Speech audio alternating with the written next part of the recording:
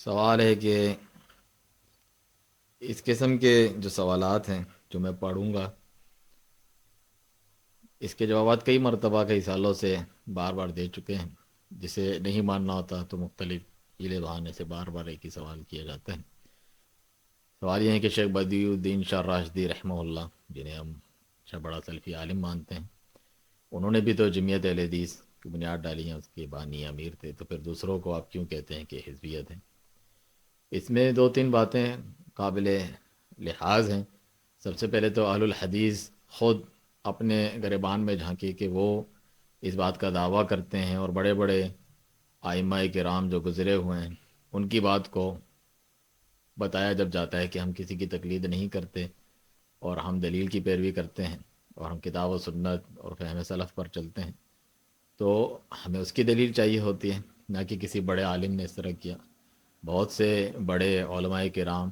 جو خود صحیح تھے، اہل سنت سلفی سب کچھ، اور ہمارے سلف میں سے ان سے اگر کوئی غلطی ہوتی ہے تو اس میں پیروی کی نہیں جاتی. دوسری بات کہ کس نے کس نیت سے کون سا کام کب کیا تھا، اس کا بھی تعین مشکل ہوتا ہے. یعنی انہوں نے نیکی کا حکم کرنے، برائی سے روکنے، دین کی دعوت کو منظم کرنے کے لیے جیسے کوئی ایک ادارہ بناتا ہے، ہو سکتا ہے اس طرح ایک تنظیم بنائی ہے اور اس نظریے سے بعد میں اس کو حزبیت کا رنگ دے دیا گیا. یعنی الولاء والبراء، دوستی اور دشمنی اسی کی بنیاد پر برتی جاتی ہے، جبکہ ان کے وہم و گمان میں یہ نہیں تھا. اس کی بہت ساری مثالیں میں نے کافی مقالات میں علماء کرام کے کلام سے بھی جمع کی ہیں،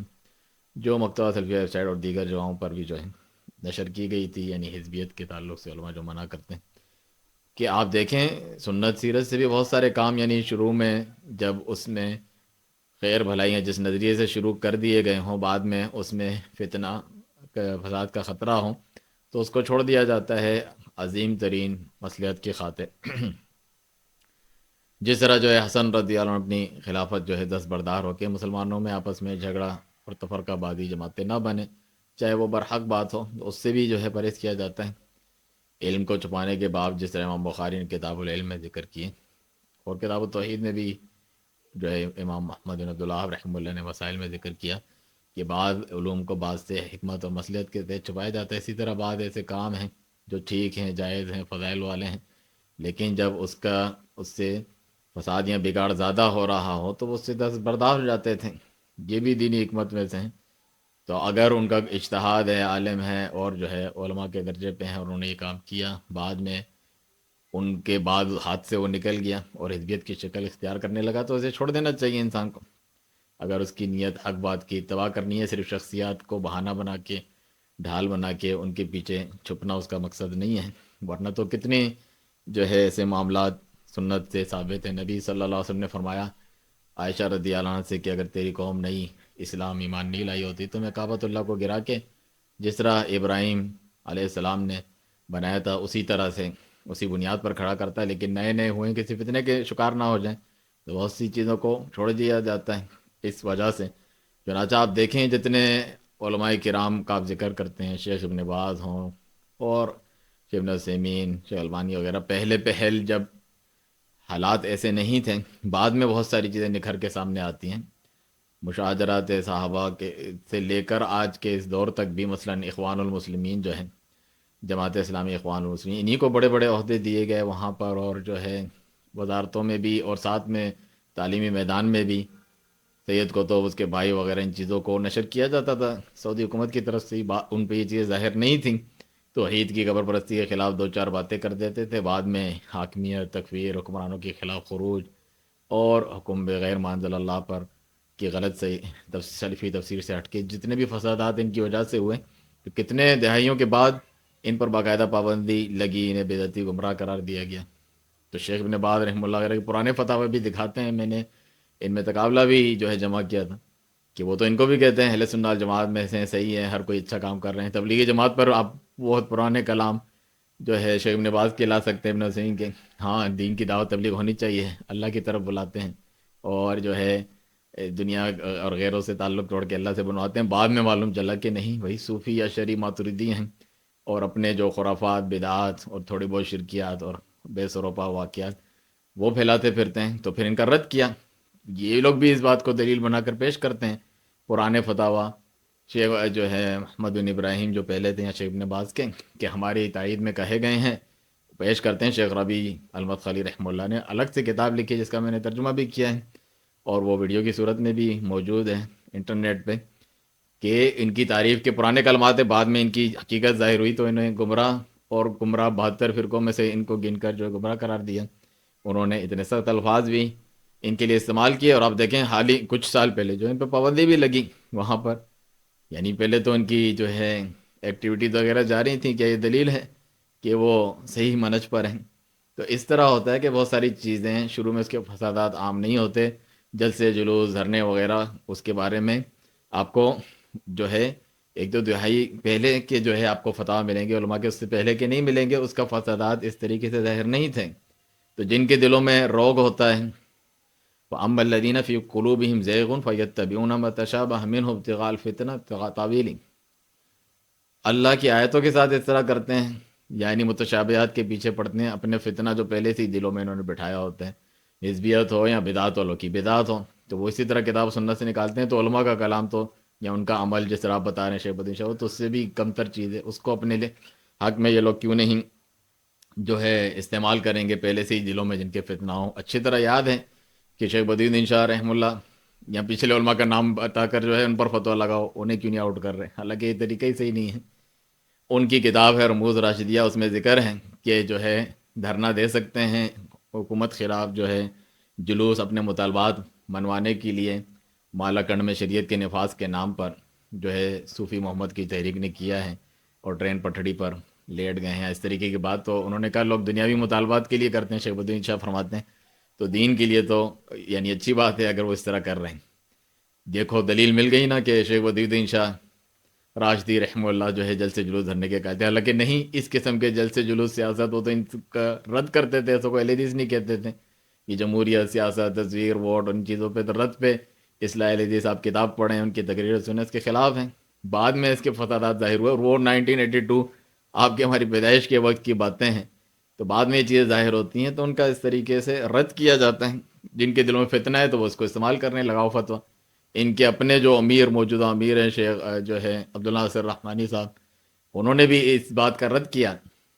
جب کسی نے دلیل پیش کی کہ شیخ وزیر شاہ نے کہا کہ اگر فائدہ ہو جلسے یوز کر سکتے ہیں، کہہ رہے تھے اس دور میں یہ باتیں تھیں، وہ اس کے قائل نہیں تھے، اس کا رد کرتے رہے۔ تو اس طریقے سے علماء کے کسی قول و فعل کو دلیل بنانا اور بغیر جو ہے سلف کے منہج سے ہٹ کر، وہ بھی صحیح نہیں، اور بہت سی چیزیں اگر صحیح طور پر بھی بعض مصلحتوں کے تحت یا ان کے اجتہاد نے یا انہوں نے اس وقت کیا کچھ دیکھ کر کن شرائط اور پابندیوں کے ساتھ شروع کیا ہوں، اس سے قطع نظر ہو کے بعد میں اس کی کیا حالت ہوگی، تو چھوڑ دینا چاہیے۔ اس بارے میں بڑی مثال تھی جو میں نے ترجمہ بھی کی کہ مصر میں بھی جمعیت اہل حدیث بنائی تھی بعض لوگوں نے، شیخ ربیع المدخلی جو ہے رحمہ اللہ سے مشورہ کر کے کہ یہ چیزیں ہم نہیں آنے دیں گے، اس میں حزبیت کا کوئی عنصر نہیں آئے گا، بس جو ہے مجتمع ہو کے منظم کام ہوگا۔ لیکن وہ کچھ ہی عرصہ گزرا تھا کہ اس میں حزبیات والی باتیں آنے لگیں، تو انہوں نے کہا جبھی تمہیں منع کرتا ہوں کہ یہ چیزیں نہیں ہونی چاہیے، تو انہوں نے وہ اتنے اچھے نیک انسان تھے کہ انہوں نے ختم کر دی اپنی وہ جمعیت۔ میں نے اس پر ایک ترجمہ بھی کیا تھا، جمعیت بنانے کے بعد جب اس کے جو ہے نقصان فائدے سے زیادہ نقصانات ہو رہے ہیں، یہ چیزیں اس میں آ جائیں تو اس کو ختم بھی کیا جا سکتا ہے، تحلیل کیا جا سکتا ہے، لیکن یہ کتنی عظیم کوئی مقدس چیز ہے جو انہوں نے بنا دی ہے، جس طرح بدعتی لوگ بناتے ہیں پھر اس سے جان نہیں چھڑا سکتے، تو پھر یہ اس کو چھوڑنے کو تیار نہیں ہے، کیا ہوگا؟ ہماری مشہوری کم ہو جائے گی، ہمارے فنڈ کم ہو جائیں گے، میں کوئی جھوٹا غلط ثابت ہو جاؤں گا، نہیں، ایک حق کی اتباع کرنے والا، امت میں اتحاد اتفاق سلفیوں کو جوڑنے والا ایسی سوچ نہیں رکھتا، وہ پیچھے ہٹ جاتا ہے، جیسا شروع میں نے مثال دی آپ کو کہ ان کی تو کوئی حکومت خلافت والی بھی کوئی امارت نہیں ہے، جب حسن رضی اللہ عنہ جیسے جو ہے خلیفہ اپنی چھوڑ سکتے ہیں مسلمانوں کے اتحاد کو باقی رکھنے کے لیے کہ وہ حزبیات کا شکار نہ ہو جائے، تو تمہاری ہماری کیا اوقات ہے؟ تو اسے ختم کرنے میں انہیں کیا مسئلہ ہے؟ منظموں کے دین کا کام کرنا جو اس کو عمل جماعی کہتے ہیں، اس پہ بھی بڑی لید ہے، علماء کا رد موجود ہے۔ عبد الرحمن عبد الخالق جو جمعیت اہل حدیث کویت کی کہلاتی ہے، جس کو احاط تراس کہتے ہیں، ان سے بھی ان کا ایک جیسا منہج ہے اور آپس میں تعاون ہے، تو ان کے رد پہ بھی انہوں نے کتاب لکھی جماعت واحد علی جماعت، ان پہ حوار ہے، شیخ ابن باز نے تعریف کی، تو وہ بھی بس اسی قسم کی باتیں کرتے ہیں، مل جل کر عمل کرنے میں منع ہے، یعنی منظموں کے دین کا کام کرنا، اچھی سی اس کی شکل و صورت دکھاتے ہیں، اصل میں یہ ساری حزبیات والے اصول اس کے اندر موجود ہوتے ہیں. یہ ایسی چیزیں جو اس سے الگ نہیں ہو سکتی.